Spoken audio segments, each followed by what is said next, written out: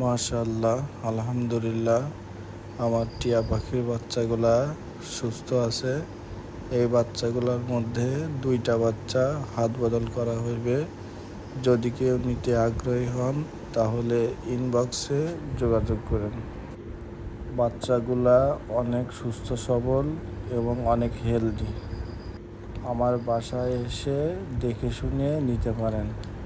যদি কেউ সুপার টেম করতে চান তাহলে এই সাইজের বাচ্চাটা নেওয়াই পারফেক্ট হবে, কারণ এই সাইজের বাচ্চাগুলো সুপার টেম হয়। এদেরকে সময় দিলে ইনশাল্লাহ খুব সুপার টেম হবে।